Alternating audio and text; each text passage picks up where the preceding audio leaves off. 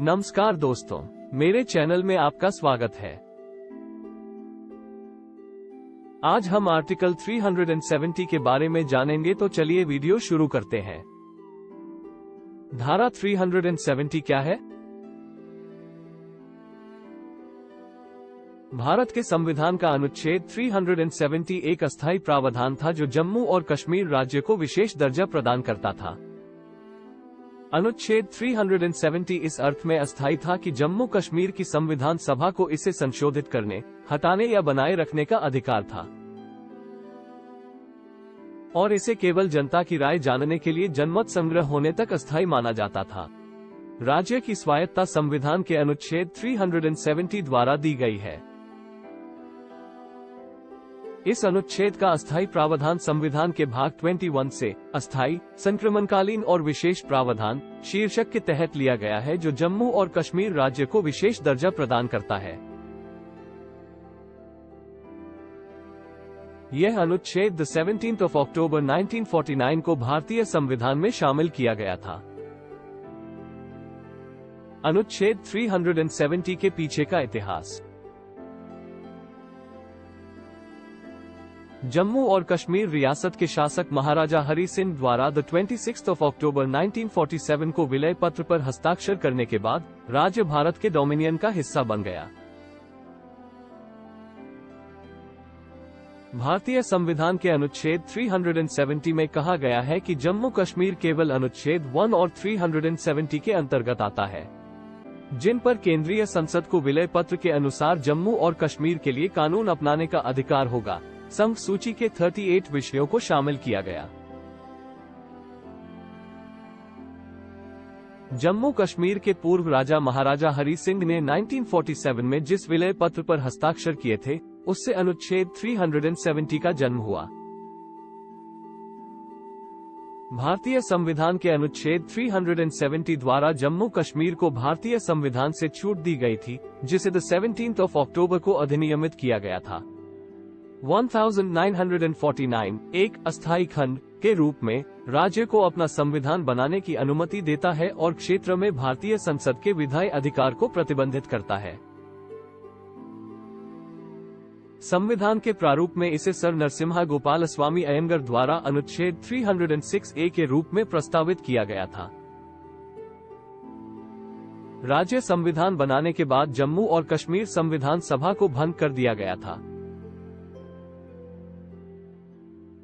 और 25 जनवरी 1957 को उसने अनुच्छेद 370 के निरस्तीकरण या संशोधन का समर्थन किए बिना ऐसा किया, जिससे खंड की स्थिति संदेह में पड़ गई। भारतीय संविधान का अनुच्छेद 35A और अनुच्छेद 370। अनुच्छेद 35A, जो अनुच्छेद 370 से निकला है, इस मायने में विशिष्ट है कि ये केवल परिशिष्ट आय में दिखाई देता है, संविधान के मुख्य भाग में नहीं। अगस्त 2019 में हटाए जाने तक ये दोनों अनुच्छेद जम्मू कश्मीर राज्य और उसके निवासियों को असाधारण स्थिति और अधिकार प्रदान करते थे। शेख अब्दुल्ला को जवाहरलाल नेहरू और जम्मू कश्मीर राज्य के तत्कालीन प्रधानमंत्री महाराजा हरि सिंह द्वारा लेख के प्रारूपकार के रूप में चुना गया था। संविधान जम्मू और कश्मीर पर लागू आदेश 2019 केंद्रीय गृह मंत्री अमित शाह द्वारा पेश किया गया था और 5 अगस्त 2019 को भारत के आधिकारिक राजपत्र में प्रकाशित किया गया था। फैसले में घोषणा की गई कि जम्मू और कश्मीर राज्य को संविधान के सभी अनुच्छेदों का पालन करना होगा। भारतीय संविधान, जिसके परिणामस्वरूप जम्मू कश्मीर का अपना संविधान निलंबित हो गया। इसके अतिरिक्त राज्य की रणबीर दंड संहिता, जिसे 2019 में राष्ट्रपति के आदेश द्वारा निरस्त कर दिया गया था, को भारतीय दंड संहिता IPC 1860 द्वारा प्रतिस्थापित किया गया, जो राज्य में भी लागू हुई। ये संशोधन सरकार द्वारा अनुच्छेद 370 के खंड 3 के तहत किया गया था, न कि संविधान के अनुच्छेद 368 में प्रदान किए गए पारंपरिक संशोधन प्रावधान के तहत। इसलिए संशोधन प्रक्रिया से बच रहे हैं। अनुच्छेद 35A। जम्मू और कश्मीर के स्थायी निवासियों को अनुच्छेद 35A के तहत असाधारण विशेषाधिकार और अधिकार दिए गए थे, जिसमें वहां संपत्ति खरीदने की क्षमता, सार्वजनिक क्षेत्र में पदों पर भर्ती में प्राथमिकता और अन्य लाभ शामिल थे।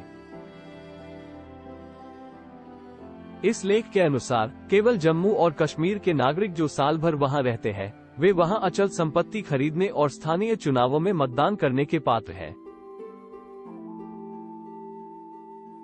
अनुच्छेद 35A को जम्मू और कश्मीर पुनर्गठन अधिनियम 2019 द्वारा निरस्त कर दिया गया था।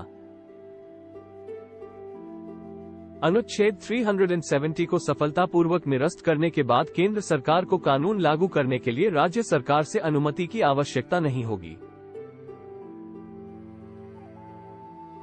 भारतीय संविधान के अनुच्छेद 370 को निरस्त किए जाने के बाद अनुच्छेद 35A ने अपने सभी प्रभाव खो दिए।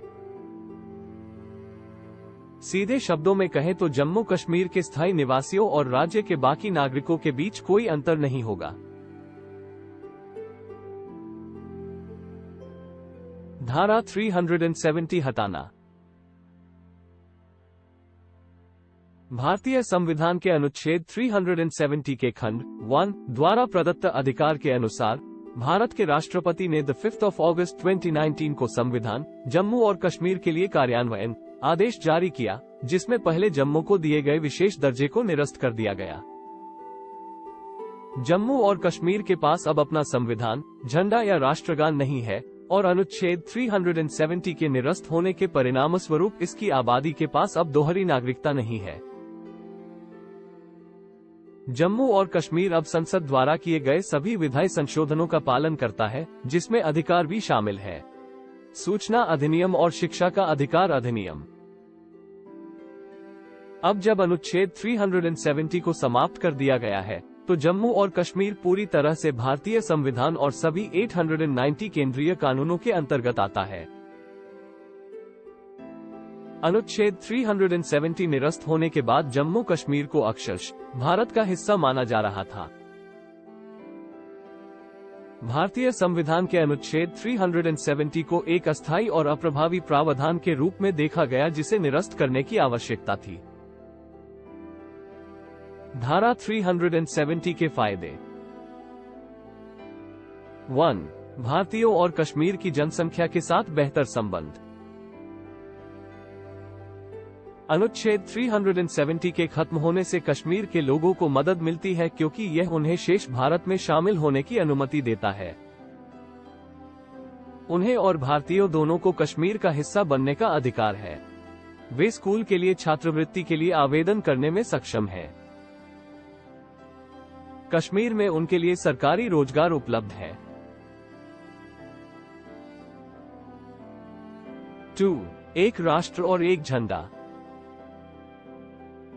संपूर्ण भारत अब एकत्रित हो गया है। भारतीयों और कश्मीरियों के लिए कोई अलग संविधान नहीं है। सभी लोग एक राष्ट्र, एक संविधान के आदर्श वाक्य का पालन करेंगे। 3. आर्थिक विकास को बढ़ावा। अनुच्छेद 370 निरस्त होने के बाद कश्मीरी भारतीयों की नवस्थापित फर्मों में काम कर सकते हैं और अच्छा पैसा कमा सकते हैं। अधिक नौकरियां पैदा करने से अनिवार्य रूप से अपराध कम होंगे। यदि कश्मीरी अपनी जमीन भारतीयों को पट्टे पर देंगे तो उन्हें आर्थिक रूप से भी लाभ होगा। 4. निजी निवेशक निवेश कर सकते हैं। निजी व्यापार मालिक कश्मीर में कारखाने स्थापित कर सकते हैं, जिससे कश्मीरियों और भारतीयों के लिए नौकरियां पैदा हो सकती हैं। ये तथ्य कि 40% कश्मीरियों के पास नौकरियों की कमी है, घाटी में अपराध में वृद्धि का मुख्य कारण है। जैसे ही निजी निवेशक कश्मीर में निवेश करना शुरू करेंगे, असामाजिक कृत्यों में कमी आएगी। जमीन की कीमतें बढ़ेगी, जिससे कश्मीरियों को महत्वपूर्ण लाभ मिल सकेगा। 5. शिक्षा एवं सूचना का अधिकार। अनुच्छेद 370 के निरस्त होने के साथ अब सभी कश्मीरियों को शिक्षा का अधिकार है। कश्मीरियों को अब सब कुछ जानने का अधिकार है क्योंकि देश एक झंडे और एक राष्ट्र के अधीन होगा। ये कानून अब कश्मीरियों को राज्य में स्थित संस्थानों से गुणवत्तापूर्ण शिक्षा प्राप्त करने का अधिकार देता है। इस बात की 100% संभावना है कि कश्मीर में निवेशकों के निवेश के परिणामस्वरूप घाटी में नए शैक्षणिक संस्थान खुलेंगे।